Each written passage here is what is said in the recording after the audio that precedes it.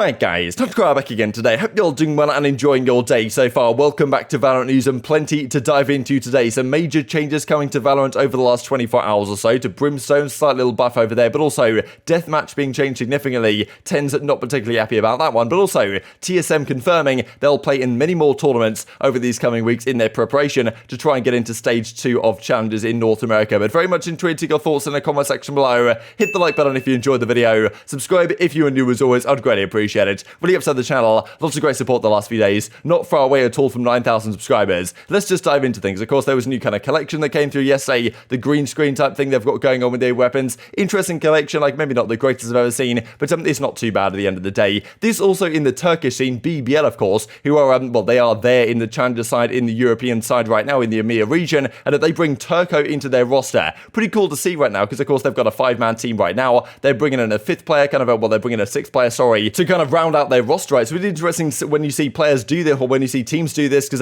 it's very possible that some teams decide, okay, on certain maps we'll run Turko in the starting team, we'll just change things around, make a substitute mid-series if they want to, because well, other teams have certainly done that to good effect in the past. This is the article then on VLR just outlining the full team they've got right now. So yeah, 6 starting players, and then manager, head coach, performance coach to round out the roster. Massive organization in that region, of course, trying to make things happen once again this year, as they did last year, to pretty good success for Masters and other tournaments in a similar vein. Let's dive then into the patch update that went through yesterday. So, well, Act 2 coming along. Of course, the Yoru rework, which has been talked about, that pros are kind of mixed opinions on, hasn't actually been confirmed into the game as of yet, right? So that hasn't actually changed, it doesn't seem. But other things are certainly happening. There has been a lot of talk about, okay, what are they going to do with Omen? What are they going to do with Brimstone? Are they going to do anything at all? Now, it seems like they have made some small change to Brimstone. Not a major one by any means. The only thing they've changed is the ultimate, which has been slightly buffed to a degree. The ultimate now probably blocks gameplay visibility while active. So, well, you'll no longer see enemies on the minimap through the ultimate, and abilities that require line of sight will no longer apply through the ultimate, recon pulses, flashes, all this type of stuff. So yes, slight buff, but yeah, nothing major really for Brimstone. He is very occasionally used in the competitive scene. There's some teams that will use him in the composition on certain maps, but it's very rare to see. I think I'm sure they're paying attention, right, to what percentage of the time certain agents are used, and thinking, okay, Brimstone, maybe we need to buff him to some degree. Omen, of course, as well. Yoru was another one in a similar boat that, of course, they're deciding to go down a pretty drastic route of. So, yes, they're taking things step by step over time. Small buff here for Brimstone, not, I imagine, going to make a major world of difference. But, yeah, this is kind of the changes confirmed here on the site. But also, this is kind of the major thing. There's a few other things, like performance updates, like cosmetic things, game systems, like esports features, just a few things really here for agents and some bugs that were happening. So, yeah, this is kind of the thing where the headhunter, right, for Chamber could float away. We looked at that glitch maybe a week or so ago, that, sometimes you can just see where he is around the corner, because the gun's just floating away outside of him, which, okay, so that's fixed, right? So there was some positive changes here, and most people were very excited, especially about the deathmatch changes. This is kind of the thing, the deathmatch, people wanted this to be way better, and they did try and improve it, and on the surface, it did actually improve. As they say, we've been collecting feedback on deathmatch, removed and in some cases relocated dangerous spawn locations. This, somewhat ironic given some of the reaction to this, so we'll have a look in a second. Improved spawn logic, apparently, and spawn placement to increase the likelihood that you'll be facing each other players in an encounter. Spawning logic will now favor respawn locations farther away from where you are defeated, which I'm quite interesting, because there was kind of like a revenge spawn logic where when you die, you'll spawn near the guy that killed you and get revenge. Now, that may not be the case quite as much. Fixed an issue where the warm-up phase was not using spawn logic properly, so loads of spawn-related stuff. And then I think the intention of this was that the reason why they before had a 3-second respawn delay was just because the spawns weren't good enough to cope with it. Now they've removed that to 1.5, thinking that these new spawn updates would make that okay. As it turns out, not really the case. This I thought was pretty funny, to be honest. Of course, the changes that come through it, and in terms of exactly what they were meant to be doing, but didn't really work out right, because finally everything comes through, and well, trying to go into deathmatch, and look at all these spawns this guy gets, right? I'm pretty sure everyone, if you guys played over the last day or so, had a similar experience. Just spawning right in after 1.5 seconds, right next to some poor lad, or you just spawn into the line of sight or something. Everyone's been like, okay, what are these spawns right now? People are just, coming all over the shop. So yes, not really sure the ideal case here. That's the thing, the 1.5 second respawn delay, ideally that's perfect, or maybe even it should be lower than that, right? Maybe there should be no respawn delay at all. Some of in the community servers in Counter-Strike, the deathmatches there have basically no respawn delay at all. And of course, well, sometimes you spawn in not the greatest position, but that's just how it is at the end of the day. But yeah, the main ones here for Riot, it does make people wonder, do they even playtest this, right? Do they even try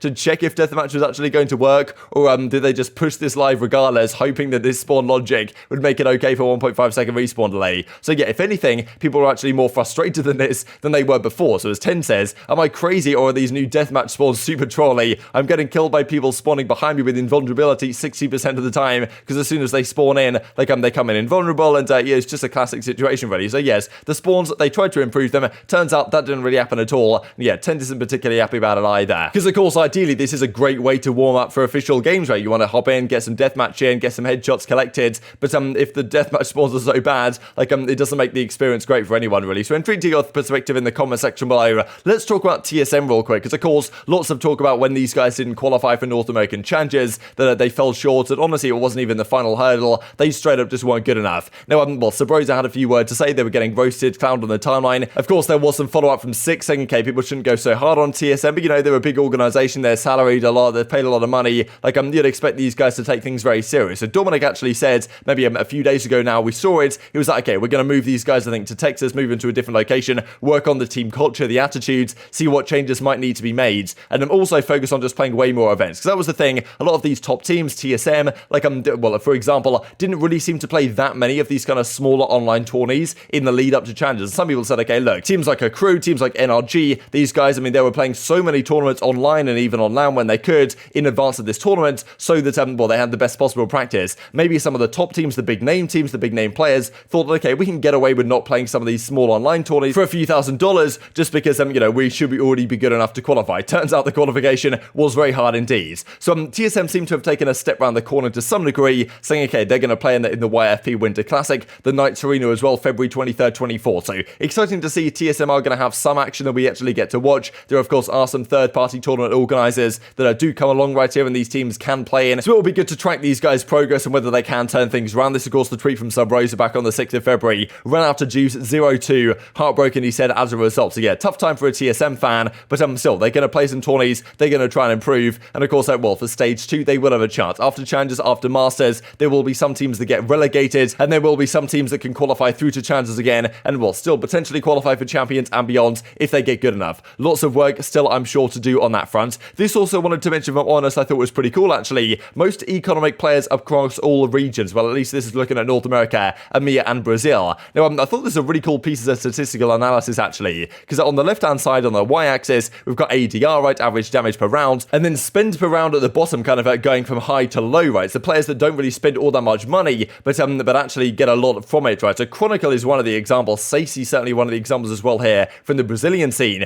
That, I mean, look, Chronicle, for example, only spends barely over 2,000 credits every round, and still is doing an insane amount of ADR considering. There's a lot of players right here that, of course, are doing crazy ADR, the likes of cNed, of course, but you know, these type of players, Dapr, for example, that are expected to do very well though, because they spend a lot of money, right? And they're the guys like this in a similar boat. But guys like Chronicle doing similar work, if not better work, despite spending barely any money at all. So honestly thought that was really impressive. TenZ actually sitting right here. So it's interesting really to see these stats, because for example, if they get dropped an operator or something, then they don't have to spend that money. So there is always a question mark about that. But yeah, I thought this was a pretty nice little graph for you to share for you guys real quick. Speaking of statistical analysis, this is from Fion Fire. I thought it was pretty cool in terms of a CS average combat score during week 1 of the VCT North America. Whippy's number 1, Zeppa's right here as well. We know the Cloud9 very good. Cryocells, TenZ, Neptune, of course, on Rise, Net as well. I think a lot of people are very excited about this 100 Thieves versus, well, the Guard matchup coming up on this Sunday, because, I mean, the Guard last weekend were fantastic. And we talked yesterday about Nature, right, not being too happy about the format right now, but especially if 100 Thieves don't actually make it to the playoffs, then, well, they barely get to play at all, right? And that's a very reasonable possibility if they don't beat the Guard this weekend, right? And with guys like Net and Trent and, you know, Valin, it's going to be far from an easy time doing exactly that. And, well, nice little clip here from Governor on Complexity to finish out the video, but very much intrigued to your thoughts and all this stuff in the comment section below.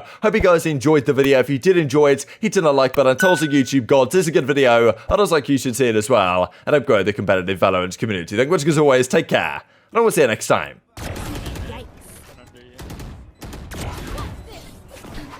One enemy remaining.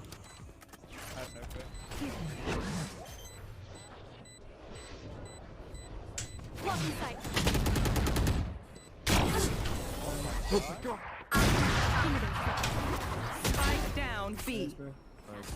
1v3. 3. One enemy remaining. Spike planted. You lose. Oh my god, is that the... Oh. enemy remaining. my god. Canteen. Don't do it. Oh!